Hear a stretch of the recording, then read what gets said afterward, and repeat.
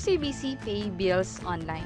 How to pay your credit card bills using RCBC Online Banking. And kung bago ka sa channel na to and gusto mo pa ng mga tutorial videos na katulad nito, please click the subscribe button. So ngayon, magbabayad ako ng credit card ko gamit yung RCBC na account ko. And since nakapag-sign up na ako or nakapag-enroll ako sa RCBC Online Banking, pwede kong bayaran yung credit card ko online lang gamit yung cellphone ko. So yun yung gagawin natin ngayon. And na-install ko na yung RCBC na mobile app dito sa cellphone ko. So I'll open this and then i-enter ko lang dito yung user ID and password ko. Sa inyo, kung wala pa kayong online account with RCBC, let's say meron na nga kayong account, pero hindi nyo pa yung nare-register for online banking, meron kaming ginawang video on how to enroll to online banking of RCBC. You may click this link na nasa taas to access that tutorial video. So ngayon mag-login na ako. And ito na yung online account ko with RCBC. Ang isa pang maganda rito is kapag nakapag-enroll ka na sa RCBC Online Banking, pwede mo ma-access yung balance ng account mo gamit lang din yung cellphone mo, and pwede ka rin mag-pay ng bills gamit lang yung cellphone mo, which is yung gagawin natin ngayon. So para makapag-bayad ng bills, tap ko tong 3 lines sa taas, and then tap ko tong bills payment, and then tap ko na natin tong pay bill. And then dito for biller, kung mapapansin nyo, PLDT lang yun nandito. Ibig sabihin, na-enroll ko na yung PLDT bill ko dito sa RCBC, and meron din kaming ginawang video on how to do that. Kailangan ko munang i-enroll yung credit card ko dito sa RCBC para next time kung gusto ka man magbayad, once na naka-enroll na siya, pwede na lang ako magbayad anytime pagka-sign up ko dito sa RCBC Online Banking. So, click ko tong back na arrow, and then ang gagawin ko muna is instead of pay bill, kailangan muna yung manage billers.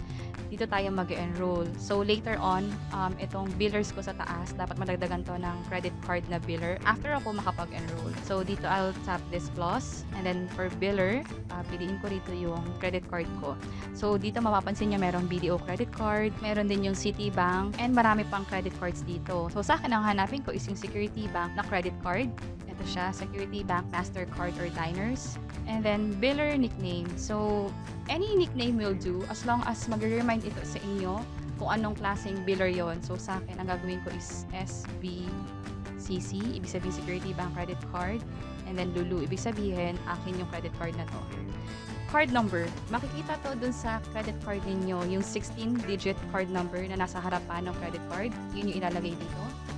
And also, makikita rin to sa bill ninyo na nare-receive monthly. So, enter ko na dito yung card number ko, and tap ko na tong enroll, and hintayin ko lang yung code na isa-send sa cellphone ko.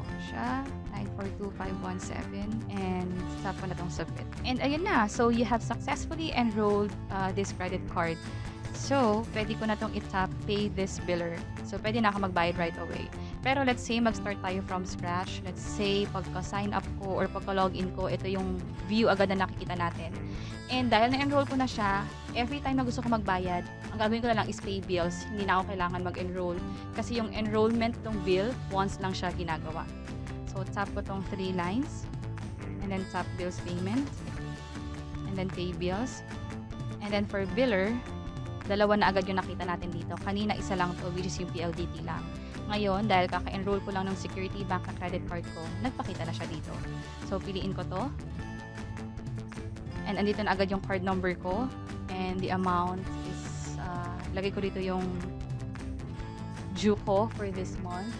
Yung minimum amount, yung total amount due. And for remarks, optional lang naman to, pero lagyan na rin natin ng info. And tap ko na tong pay now.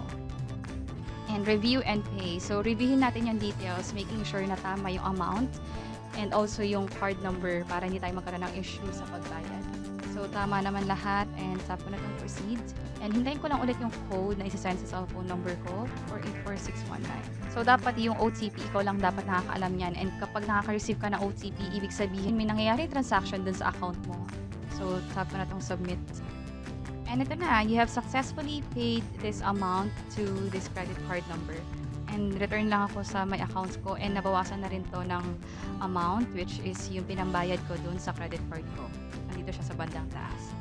And normally, mag-reflect tong payment na to sa any security bank within 1 to 5 banking days. And sa inyo, kung sakali nagkakaroon kayo ng issue like nagkaroon kayo ng error or nabawasan yung pera ninyo pero hindi nag-post yung payment dun sa kabilang account kung saan kayo nagbayad, pwede kayong mag-report sa RCBC. And meron kaming ginawang video on how to reach out to RCBC support.